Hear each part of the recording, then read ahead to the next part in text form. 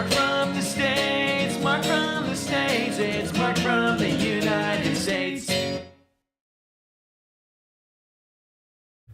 Good morning, good afternoon, good evening. Mark from the States. How are we doing today? I am doing fantastic. I hope you are as well. Thank you so much for coming. I appreciate all of you. We're here on to the second part of Bimble, Morrissey's Manchester. We did the first one a while ago. So this has now just been released. So please, before we get going, go support Kieran and his channel, BIMBLISM. And they're fascinating to me. I enjoy them. And hopefully you do as well. I even downloaded the music. I love it so much. I bought the album.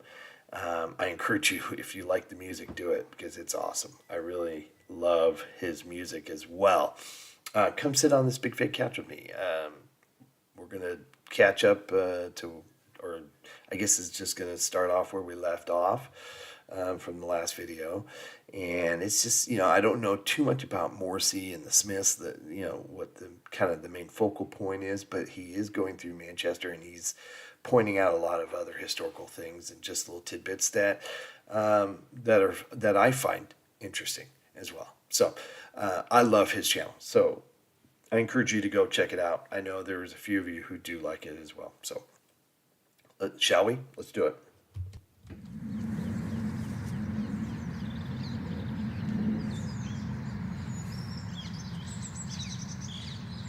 That's the bike. It's the Bimble bike.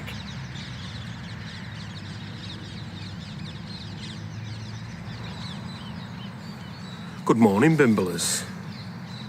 And you join me in Alexandra Park for episode 2 of our Morrissey's Manchester Bimble. Sorry it's been a while, but there's been rather inclement weather. The rain falls hard in a humdrum town. So let's stop messing about and let's go and find out about these Rusholme ruffians. Let's bimble. These ruffians. That's where you left off. That's right.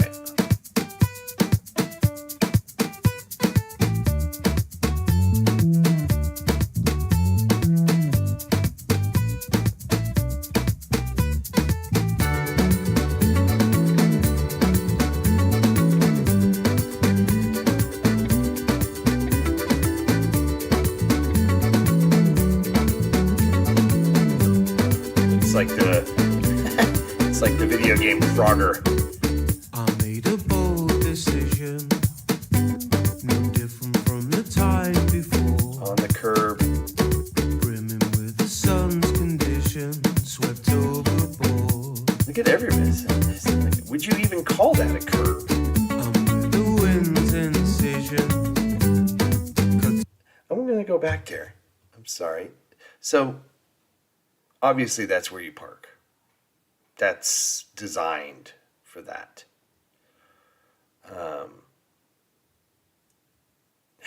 I'm fascinated, and they're all.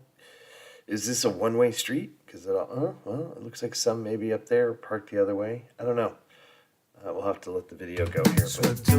But yeah, they're parked in all different directions. I always find that fascinating.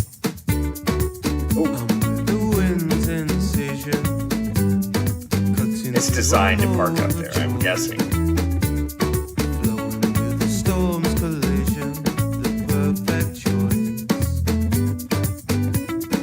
Moods can be lifted, the brighter the day. Take the blue skies and I'll take the grey. If it's up to the weather, you know that I surely would say she loves them. You can love a woman, that's okay. You can love the sun in every way. You can love the breeze and blow away. She loves the rain. She loves the rain. It's made in perfect measures, dripping from a seal black sky. And so, Bimblers, we reach Rusholme, in particular, Platt Hall, which is in Platt Fields.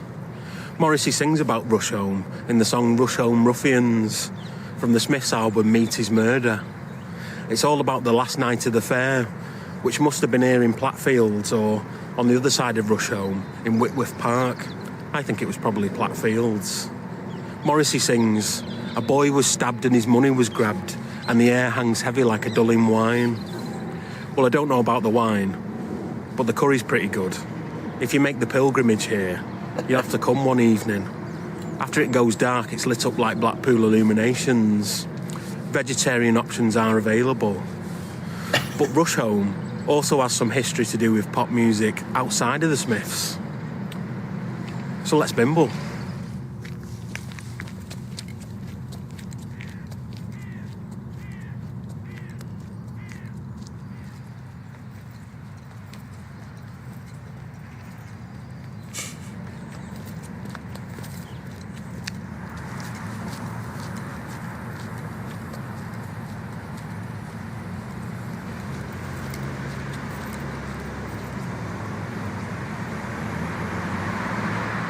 Going back a few years now, Bimblers, there would have been a Wesleyan Methodist church here on Dickinson Road in Rusholme. And it was converted into a TV studios called Dickinson Road Studios. On the 1st of January 1964, it's where they broadcast the first episode of Top of the Pops. Really? Who was presenting that day? Well, Alan Freeman and Jimmy Savile. A schoolgirl is denied. Probably not on that day. Oh. First on the show would have been the Rolling Stones performing I Wanna Be Your Man, as written by Lennon and McCartney. As a Rolling Stones and Smiths related fact, they were both signed in America by the same man, Seymour Stein. Apparently Seymour Stein bought Brian Jones from the Rolling Stones a guitar in New York, and Johnny Marr said to him, "The Smiths will sign to Sire Records if you buy me a guitar in New York." And Seymour Stein did. He bought him that red 335 that he wrote Heaven Knows I'm Miserable Now on. Very famous Smiths-related guitar. That all happened on the 2nd of January 1984, 20 years after the first episode of Top of the Pops was broadcast from Rusholme. But there's more Manchester musical facts just at the end of Dickinson Road. Let's bimble.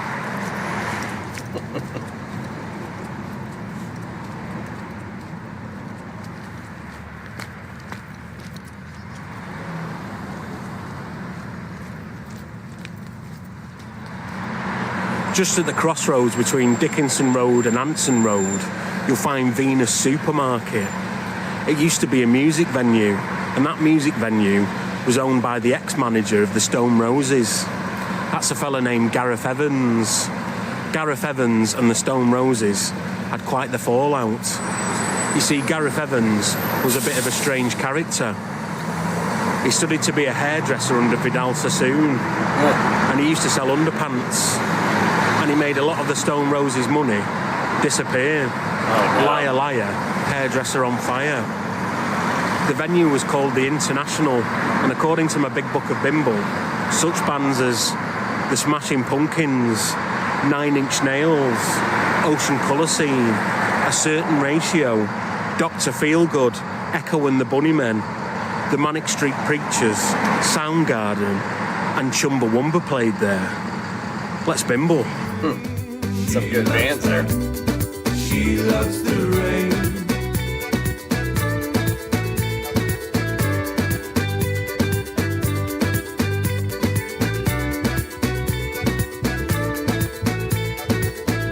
I love this bike lane. It's really cool. You can love the warm and that's okay. You can love the sun in every way. You can love the breeze. Gotta be careful crossing the streets. But she So some of you have told me that there's no jaywalking. We have what's called jaywalking when you don't cross in the crosswalk. You cross the street wherever. That's not really legal, and you could get a ticket. It's rare that they would actually stop to give you a ticket, but it is against the code. So it is, there is a chance that you could get a ticket. But someone was saying that you don't have any such code, that the pedestrians can just cross the street wherever, which, a lot of people do that here as well in the bigger cities. But most people will stick to crosswalks, and I would imagine most people will stick to crosswalks because of, the traffic and whatnot. But that's always interesting. So because it's always when we do driving videos that topic comes up, so you got to pay attention because people can just dart out in front of you. She loves the rain. She loves that. She loves the rain. She loves that. She loves the rain. She loves that. She loves the rain. She loves that. I'm really digging this bicycle path. It's awesome.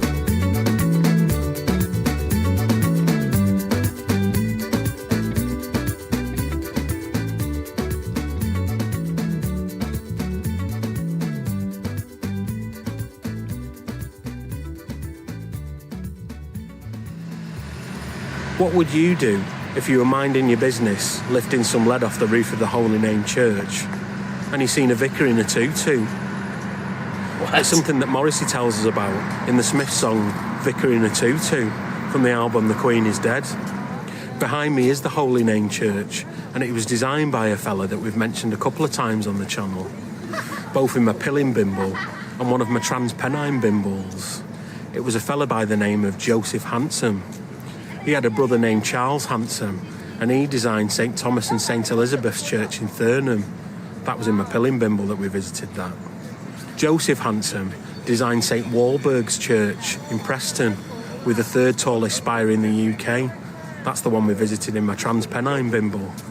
Joseph Handsome also designed the Hansom carriage, which superseded the Hackney carriage as the horse-drawn taxi of choice in London.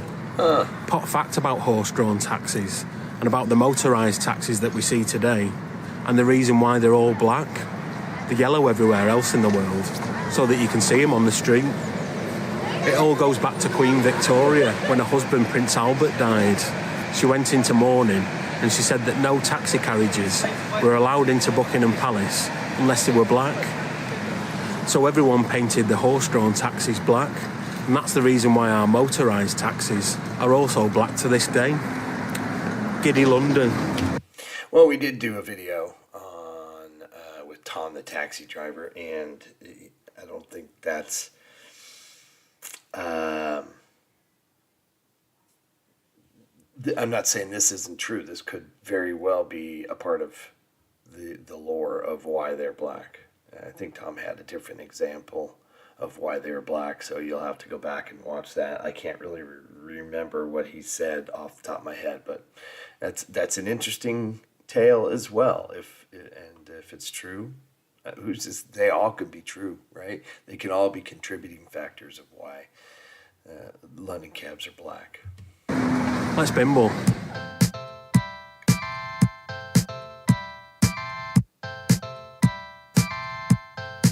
Loving the shots of the city, though.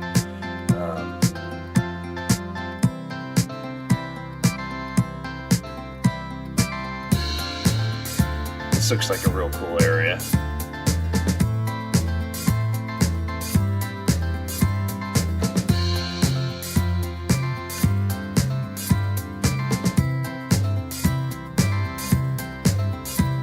Only this time things to show me, but life just keeps turning back to the way things were before.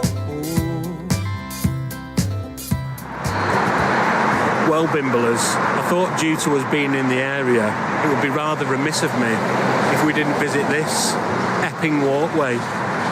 It's where those classic pictures of Joy Division were taken, walking around in the snow, with Ian Curtis looking all miserable and all blue-eyed.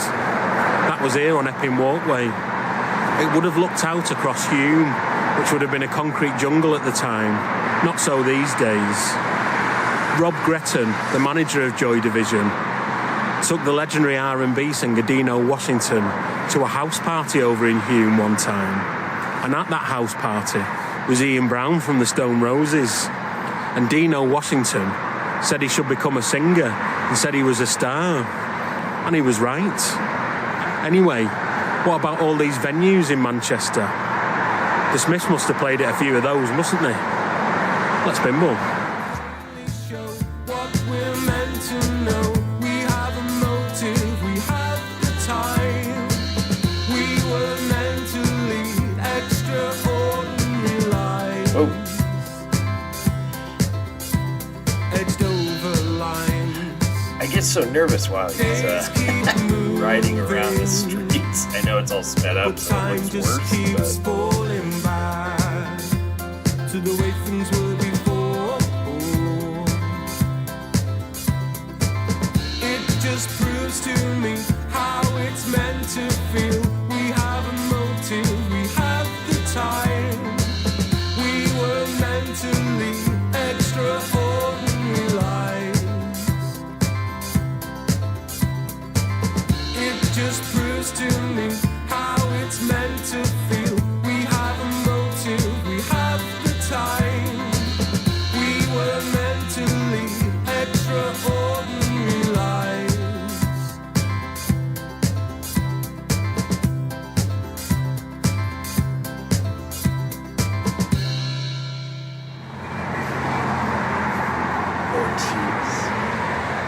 O2 Ritz. If we're going to talk about all the venues that the Smiths played here in Manchester, this is probably the best place to start.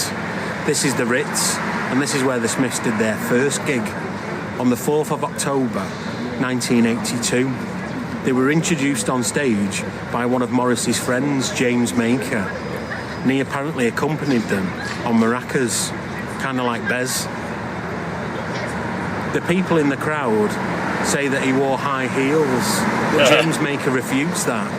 He says he was actually wearing a smart court shoe. It was the first and only gig by the original bass player of the Smiths, Dale Hibbert. He was replaced by Andy Rourke, rest in peace. But there's more famous venues here in Manchester that the Smiths played in, including one very famous venue just down the way. Let's bimble. Now, I hear Manchester's a really hot spot for music. Is that true? You'll have to let me know. I guess Liverpool's really famous, of course. This apartment block behind me would have been the Hacienda nightclub before they knocked it down in 2002. It was actually closed in 1997.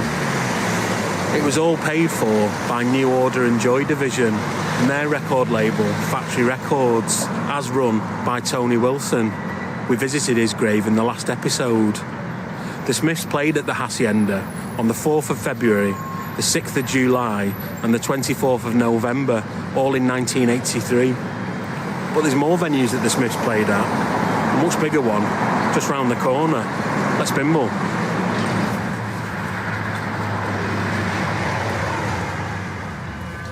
It's a bum that they tear these historic places down, but hey man, progress. Behind me is something called the Manchester Central Convention Complex, or as it was originally known, Manchester Central Railway Station. It was opened by the Cheshire Lines Committee. Back in the 1980s, it was something called the G-Mex. It's where all the bands used to play in Manchester, before the big arena came. The Smiths played here on the 19th of July 1986, and they co-headlined with New Order. It was for something called the Festival of the 10th Summer. Not the only big venue around here though. There's a much more historic one just round the corner. Well, let's go. Let's, Bimble. Yes. Oh wow, look at that. Look at that building right there. Something Hotel. Wow, that's pretty cool. Looks like that's all out of wood. Wow, that's pretty gnarly. Whoops, sorry. Whoops, sorry. We don't want that.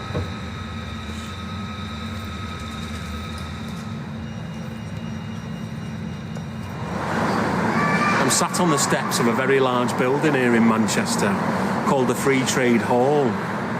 It was built in 1856 and it commemorated the end of something called the Corn Laws.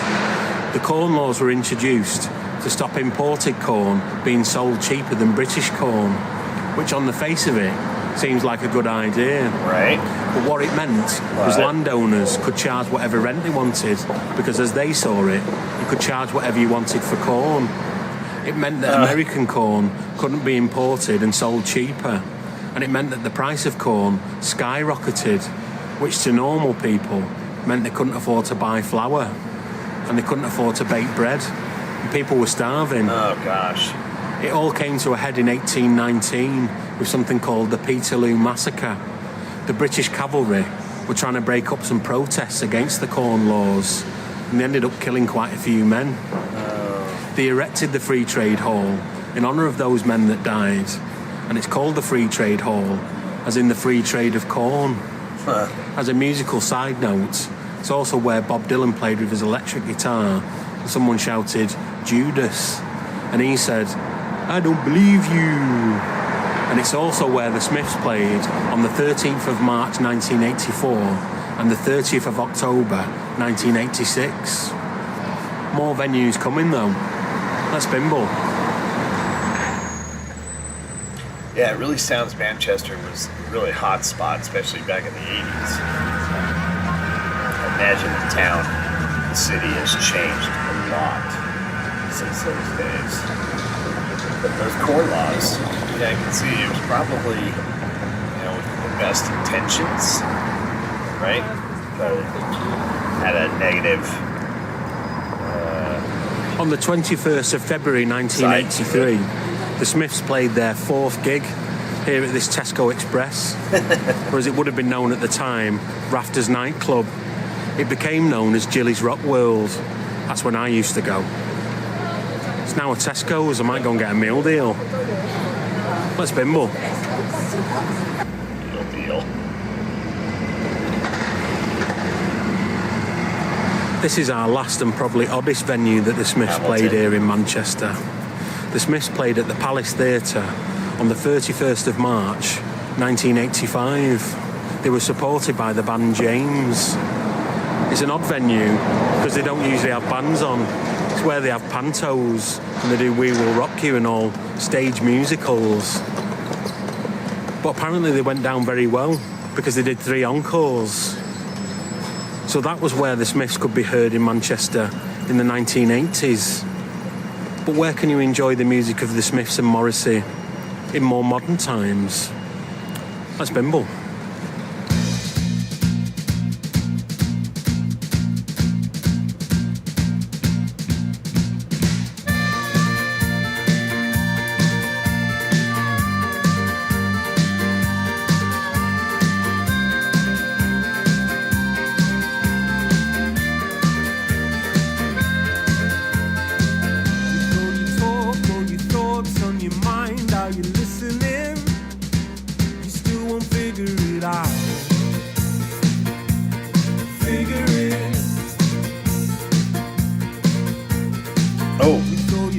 Thought that car was going to pull out in front of him.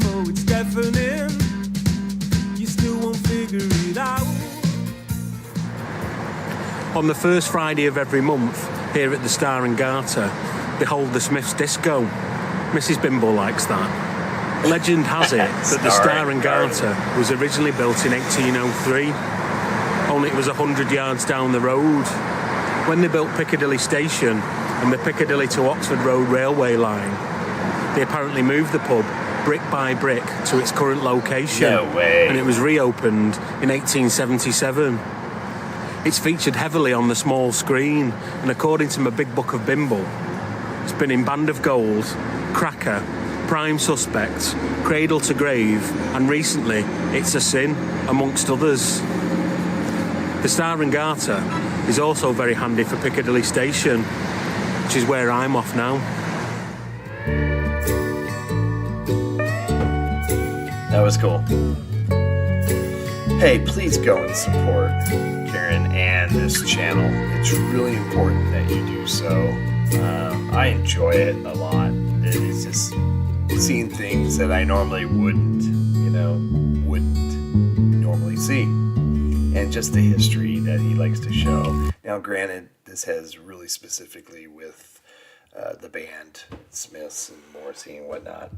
And I'm not privy or even a fan of any of that stuff, but I just enjoy seeing Manchester. Just with him on the bike, I enjoy all the little tidbits of the older buildings and what was once there. You know, it's crazy when you just, no matter where you live, you look, even though you all have this history of history and things don't change. You see the same buildings that have been there for hundreds of years or whatever, but there are a lot of other things that do change. And lots of times they change without really even you noticing. And so you look back 30, 40 years, you're like, well, gosh, that used to be this, and that used to be this. And I remember I used to go there as a kid, and lots of times those usually happen without you knowing, or you just forget. So, yeah, I always find that kind of interesting. I love his music, so please go and get some of his music if you like it as well. You go to his channel, and they'll have a link to where you can purchase it. Thank you, Kieran. Appreciate it. Looking forward to the next one. I already have a couple others that have been requested, like this one. So those are queued up, so we'll get to those at some point. I hope everybody's happy, healthy, and safe. Thanks for coming and hanging out with me today. We will see you tomorrow. All right. Bye-bye. Mark from the States, Mark from the States, it's Mark. Yeah.